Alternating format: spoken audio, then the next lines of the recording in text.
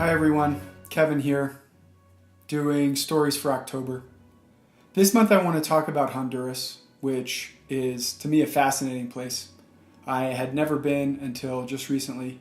Went with a bunch of people in Project Honduras. I mentioned last month my friend Dave, who is doing Project Honduras, which is a 501c3 nonprofit that helps with different things down there. He's got some connections down there.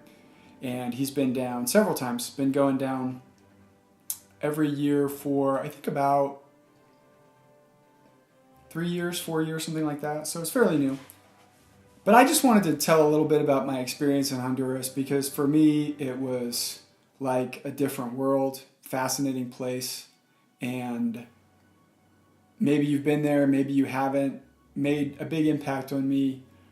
One of the first things that I noticed was the landing in the airport. We flew into Tegucigalpa, and Tegucigalpa is known as one of the most dangerous airports that you can fly into. You can go Google or look up YouTube videos about most dangerous airports, and Tegucigalpa shows up on there.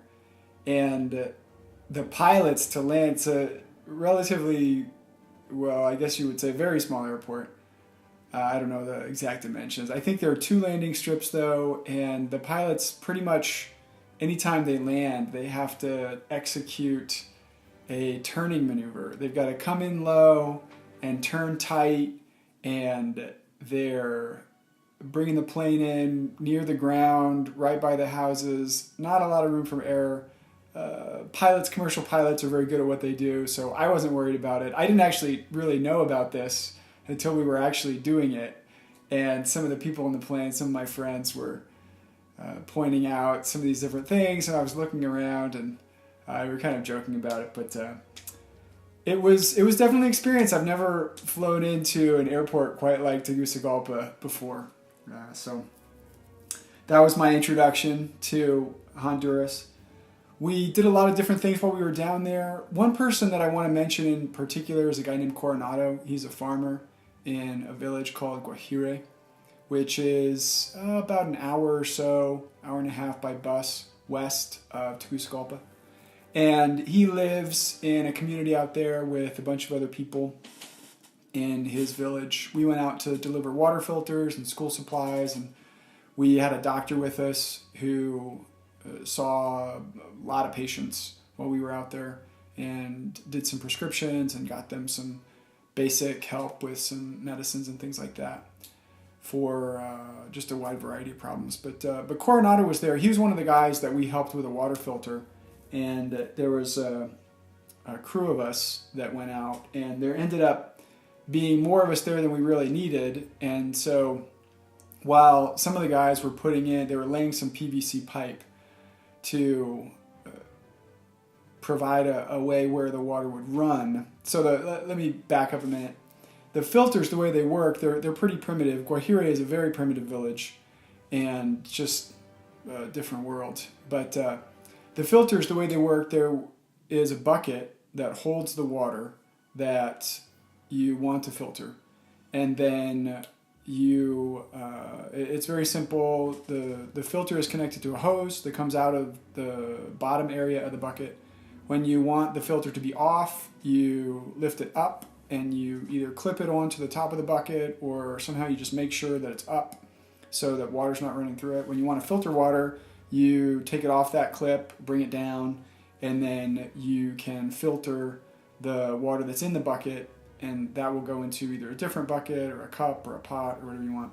So that's how the filters work, and you can set them up where you're just manually filling the buckets with water from other buckets, or we had a way to run PVC pipe to the bucket so that for the people that did have running water, and I think most of them actually had some kind of running water in that village, though the system to me seemed very, very primitive. But there was a way to hook that up to a PVC pipe so that the owners there, the people living there, didn't have to continually refill the buckets with water. So a lot of the people didn't want to use it that way. They preferred to just have the bucket and they could move it around, fill it up, do whatever they wanted. But there were several people that wanted it connected to the PVC pipe. Coronado was one of those folks. So we're out there. I showed him how to use it and his wife how to use it. They lived in a very primitive house, metal roof, and the kitchen area was basically half inside, half outside in kind of an open area that was partially enclosed. And the studs, I guess you would call them, holding up the roof were made out of old logs. So just very interesting. Not at all what you would see here in Utah. I'm pretty sure that there's no way that structure would pass any kind of building code. But they lived there, and it seemed to work all right for them. I guess it was the best they could do it. But anyway, so we're there, we're putting in the PVC pipe, and I don't really need to be there for that. Coronado doesn't really need to be there for that. And so I just started asking him questions about himself and his life, and he started showing me around his property. He showed me a nasty scar that he had from years ago when he was young. He's an older guy, he's in his 50s or 60s, I think, his grandfather. And he showed me a nasty scar that he had from a car accident back when he was around 20 years old that had impacted him quite dramatically. And then he showed me around his property. He had a pig that was just tied up to a tree and was wallowing in a little muddy area. Showed me some fruit trees that he had. There was a second pig that actually belonged to his sister, I believe it was. But she had trouble caring for it, and so they had some kind of deal where he was going to raise the pig, and then she would give him some kind of compensation for that. I forget exactly what it was. But anyway, he showed me all these things, and then when we left, he was so appreciative for the water filter. He gave us all a couple of oranges. I actually only took one orange. He offered us 2 oranges each. I just took one. But I walked away feeling like I had seen something that was just so very different. I think that's what sticks with me more than anything about Honduras, and especially about Guajira. It's just so different from anything else that I recall. It reminded me a little bit of stories that my grandfather told me about growing up in Oklahoma. But I've never seen anything like that. While we were at Coronado's place, we heard this kind of weird sound coming from a few hundred yards away down the slope of the mountain there that we were on. And it sounded a little bit like a pig. But then as it got closer, we could tell that it was a man. And then we looked, and it was a man who was driving an ox cart. There were 2 oxen that were attached to this cart. It had vegetables on top of it. And he was just driving this ox cart through these muddy roads. It had rained a lot, and the roads were muddy.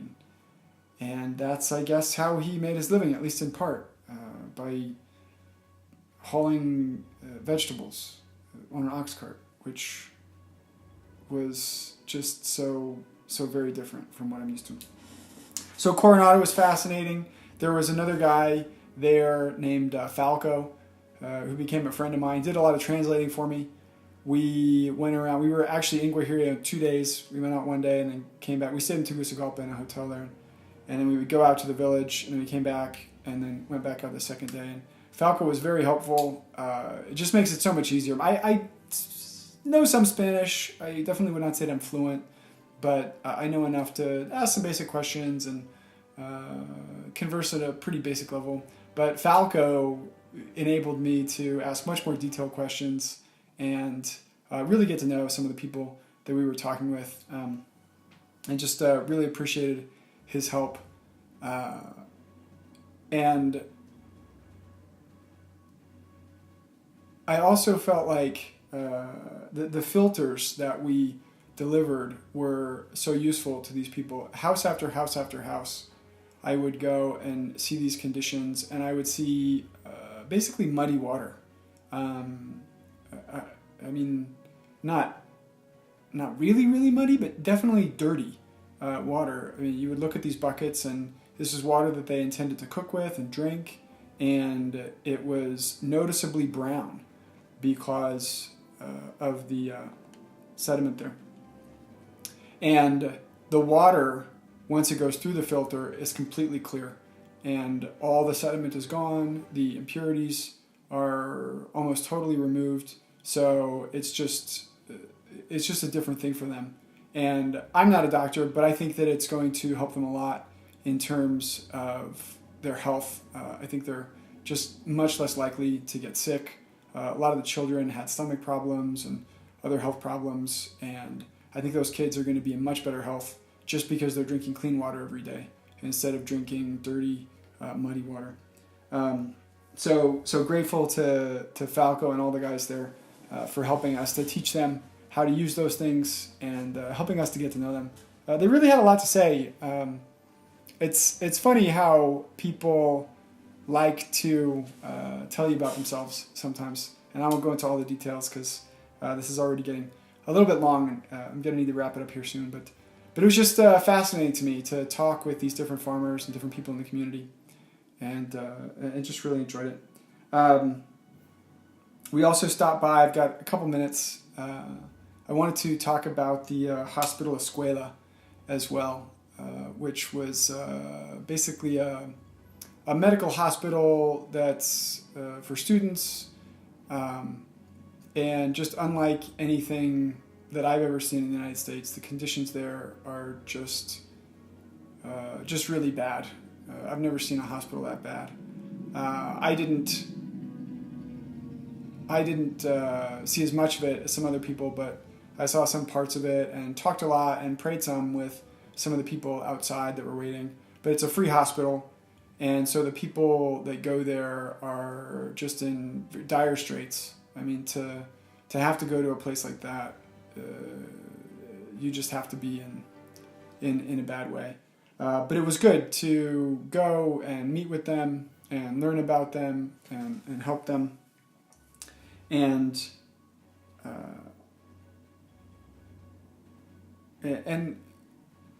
I guess I have to say that I'm really grateful for the opportunity there, because it's, like I said about Guajira, it's just so different from anything that we have to deal with here. I mean, we have problems here, certainly. There are things that should be different and should be better in the United States, but Honduras, Tegucigalpa, Guajira, some of the other places that we visited, it's different, and I have a lot of respect for people that are born there and deal with that and try to make that a better place, because it's a struggle for them, I'm sure. So that's about all the time that I have for this month, and I just want to wrap it up by referring a little bit to the Bible in the book of Acts. It says that it's more blessed to give than to receive, and I really felt that walking out of that place after we had gone and worked and learned about the people and done what we could to help them with the time that we had. I really felt like God had done something good for me, and really felt that it was worthwhile. And then I also wanted to mention 1 Thessalonians, which says, "In everything give thanks." And I felt like Coronado and some of the other people there were really good examples of that. And